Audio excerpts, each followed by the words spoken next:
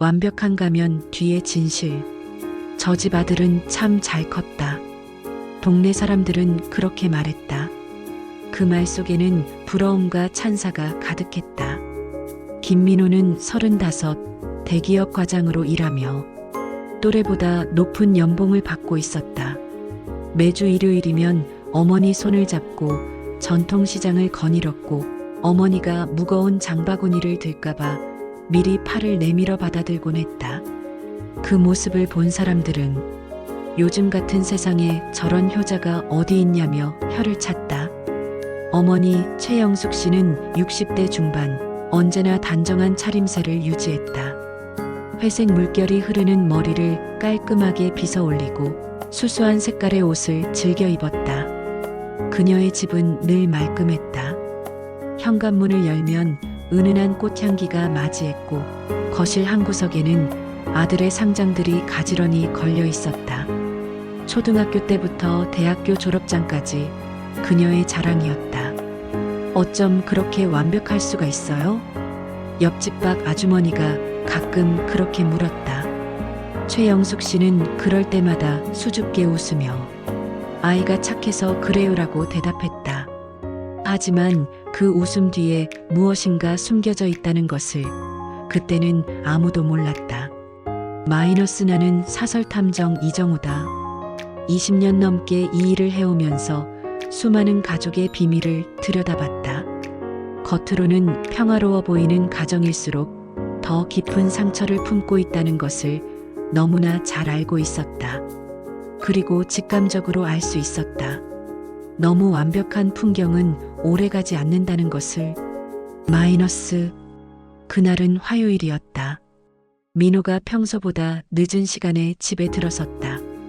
회사에서 프레젠테이션 준비로 야근을 했기 때문이었다.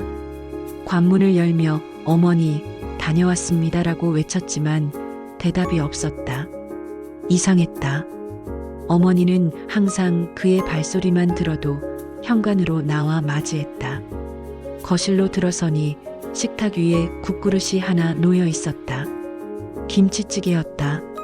민호가 가장 좋아하는 음식이었다. 하지만 국물은 이미 식어서 표면에 기름이 굳어 있었다. 평소 같으면 어머니가 그의 퇴근 시간에 맞춰 따끈하게 데워놨을 텐데. 어머니? 집안을 돌아다니며 불렀지만 응답은 없었다. 어머니의 방문을 열어보니 평소와 다름없이 정리되어 있었다. 이불은 개켜져 있고 화장대 위에 화장품들도 가지런히 놓여 있었다. 하지만 사람의 온기는 느껴지지 않았다. 현관으로 돌아가다가 문 옆 벽에 붙은 작은 메모를 발견했다. 어머니의 글씨체였다. 미안하다. 당분간 찾지 마라. 민호의 손이 떨렸다. 메모지를 여러 번 읽어봤지만 글자들이 아른거렸다. 어머니가 왜 이런 말을 남기고 사라졌을까? 무엇이 미안하다는 걸까? 무엇 때문에 찾지 말라는 걸까? 급히 어머니의 핸드폰으로 전화를 걸었지만 꺼져 있다는 안내 음성만 들렸다. 민호는 밤새 잠을 이루지 못했다. 새벽이 되어서야 경찰서에 신고를 했다. 성인 실종은 범죄 증거가 없으면 강제 수사가 어렵습니다. 경찰의 대답은 차가웠다. 민호는 절망했다. 그렇게 일주일이 지났다. 어머니의 소식은 전혀 없었다. 민호의 눈은 초점을 잃고 있었다. 평소 단정했을 외모도 엉망이었다. 며칠째 제대로 씻지도 못했고 면도도 하지 않은 모습이었다. 정말 아무것도 이상한 게 없었나요? 내가 물었다. 없었어요. 정말 평범한 하루였어요. 아침에 커피도 같이 마셨고 어머니는 오늘 시장 좀 다녀오겠다고 하셨어요. 평소와 똑같았단 말이에요. 하지만 나는 첫날 밤부터 이상함을 느꼈다. 그 메모를 다시 자세히 살펴봤다. 글씨체는 분명 어머니의 것이 맞았다. 하지만 뭔가 달랐다. 평소 어머니가 아들에게 쓰던 다정한 문체가 아니었다. 너무 건조했고 차갑게 느껴졌다. 어머니께서 평소에 찾지 말라는 식의 표현을 쓰시나요? 아니에요. 어머니는 늘 민호야, 조심히 다녀와. 민호야, 밥은 먹었니? 이런 식으로 말씀하세요. 저를 너라고 부르신 적도 거의 없어요. 우리는 집 근처 상가의 CCTV를 조사했다. 다행히 며칠 전의 영상이 남아 있었다. 오후 2시경 어머니가 장바구니를 들고 시장 쪽으로 향하는 모습이 선명하게 찍혀 있었다. 평소와 다름없는 모습이었다. 하지만 이상한 점이 있었다. 어머니, 여기서 뭘 하고 계신 거죠? 시장에서 돌아오는 길에 어머니가 은행 앞에서 한참을 서성이는 모습이 보였다. 그리고 결국 은행 안으로 들어갔다. 약 30분 후에 나왔는데 표정이 어두워 보였다. 은행을 찾아가 상황을 문의했다. 창구 직원은 기억한다고 했다. 며칠 전에도 오셔서 대출 상담을 받으셨는데요. 꽤 큰 금액을 문의하셨어요. 민호는 충격을 받았다. 말도 안 돼요. 우리 어머니는 평생 빚을 지는 걸 극도로 싫어하셨어요. 카드도 체크카드만 쓰시고 현금으로만 생활하시는 분이에요. 하지만 더 이상한 사실이 드러났다. 은행 직원은 어머니를 오래된 단골 고객이라고 표현했다. 그런데 민호의 기억으로는 어머니가 이 은행과 거래한 적이 전혀 없었다. 혹시 실수하신 게 아닐까요? 저희 어머니는 다른 은행만 이용하세요. 아니에요. 분명히 기억해요. 몇 년 전부터 종종 오셨어요. 다만 뭐죠? 가끔 이름을 다르게 말씀하실 때가 있으셔서 헷갈렸어요. 최영숙이라고 하시다가 또 어떨 때는 박미선이라고 하시더라고요. 그 순간 민호의 얼굴이 새하얗게 변했다. 우리는 어머니가 자주 다녔다는 전통시장으로 향했다. 30년 넘게 그 동네에 살면서 어머니가 단골이 된 가게들이 많았다. 하지만 상인들에게 물어보니 충격적인 답변이 돌아왔다. 박 여사님 말씀이세요? 아, 그분 며칠 전부터 안 보이시네요. 박 여사님? 네, 박미선 여사님요. 늘 현금으로 계산하시고 아들 자랑을 참 많이 하시죠. 대기업 다닌다고 하시면서. 민호는 어리둥절했다. 어머니가 자신을 자랑하는 것은 맞지만 왜 다른 이름으로 불리고 있는 거였을까? 근데 가끔은 표정이 이상했어요. 한 과일 가게 아주머니가 덧붙였다. 어떻게 이상했는데요? 평소에는 온순하고 조용하셨는데 가끔은 완전히 다른 사람 같았어요. 목소리도 크고 말투도 거칠어지고 마치 연기를 하다가 실수로 본 모습이 드러난 것 같았어요. 다른 상인들도 비슷한 증언을 했다. 어머니에게는 두 개의 모습이 있었다. 평소 알고 있던 조용하고 단정한 최영숙과 때로는 거칠고 대담해지는 박미선이. 우리 어머니가 정말 그랬나요? 민호의 목소리가 떨렸다. 은행으로 돌아가 정확한 조사를 요청했다. 개인정보 보호 때문에 쉽지 않았지만 실종신고 접수증과 가족관계 증명서를 제시하니 어느 정도 협조를 받을 수 있었다. 결과는 충격적이었다. 최영숙 명의로 된 대출이 3건, 총 5천만 원. 그리고 박미선이라는 이름으로 된 신용카드가 2개, 연체 금액이 800만 원에 달했다.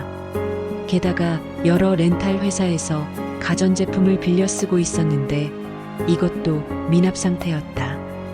이게 다 뭐예요? 민호는 서류를 들고 떨었다. 우리 집에는 이런 가전제품이 없어요. 대출도 받은 적이 없고요. 더 파고들수록 미스터리는 깊어졌다.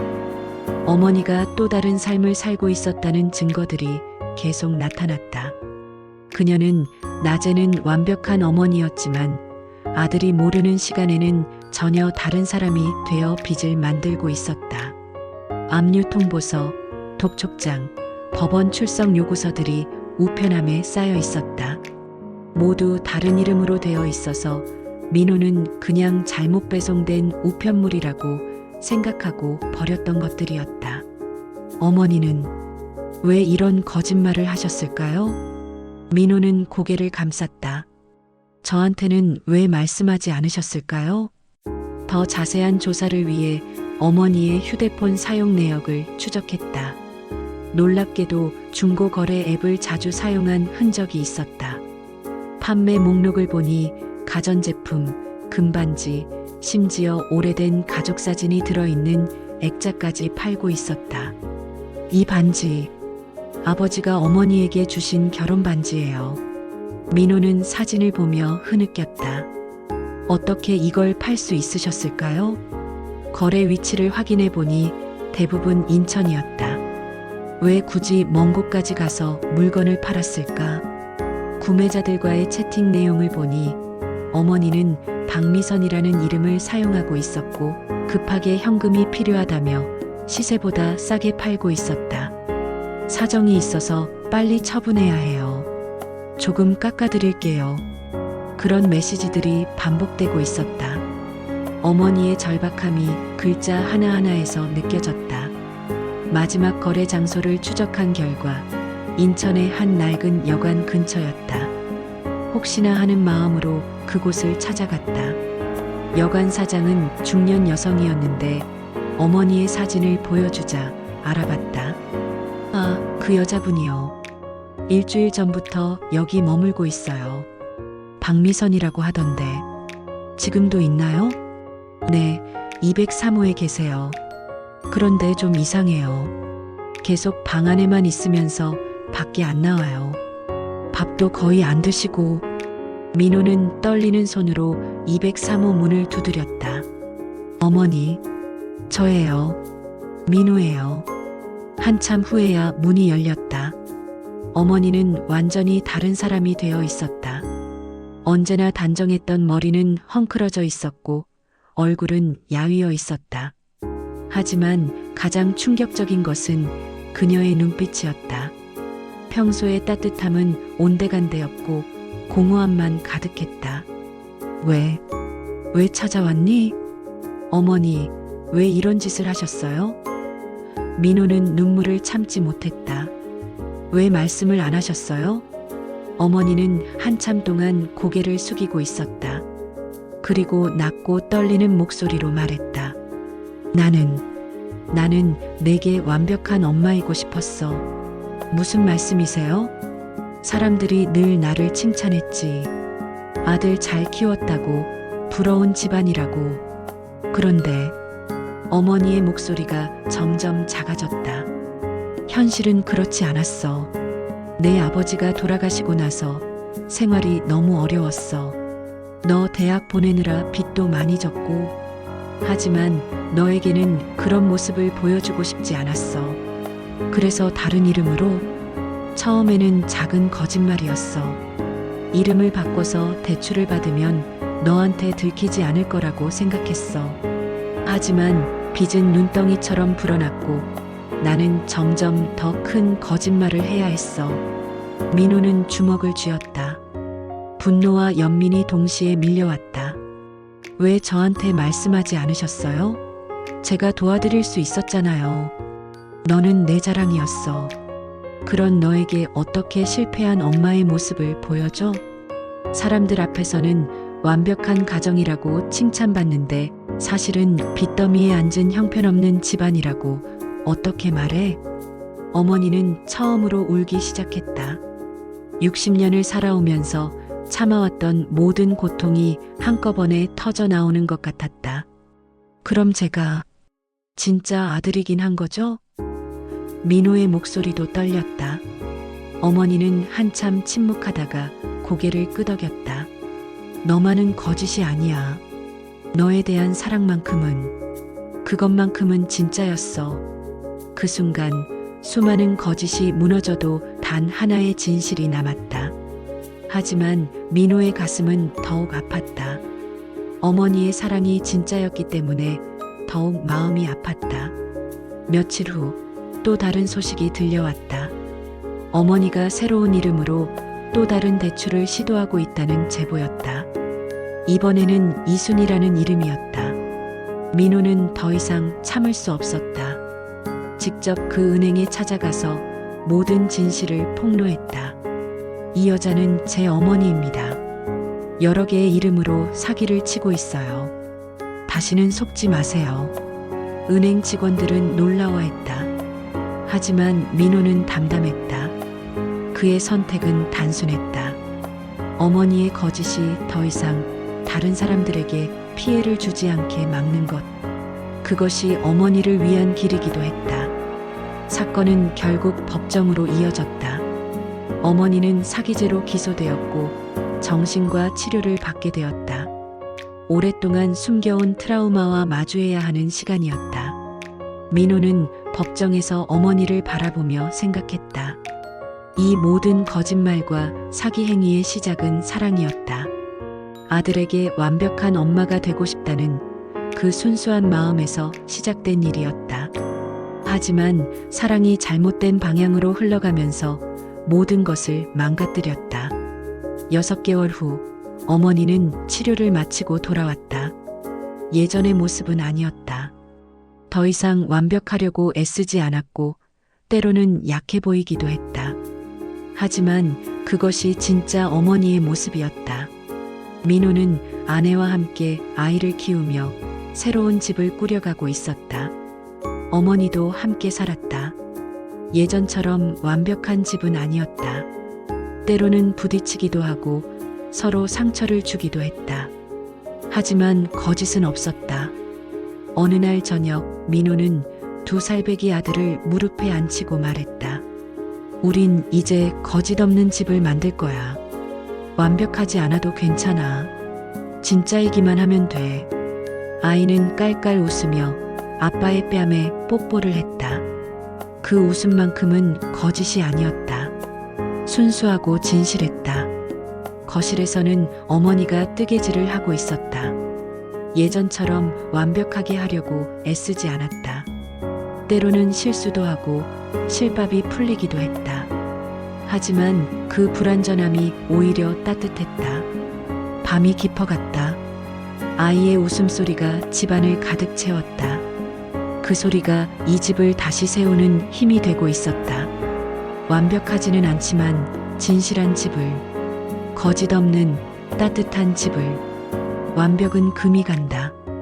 거짓은 무너진다. 하지만 한 톨의 진실만 남아도 사람은 다시 일어선다. 사랑은 때로는 잘못된 길로 빠지기도 하지만 결국은 사람을 구원하는 힘이 된다는 것을 이 가족은 이제 그것을 알고 있었다.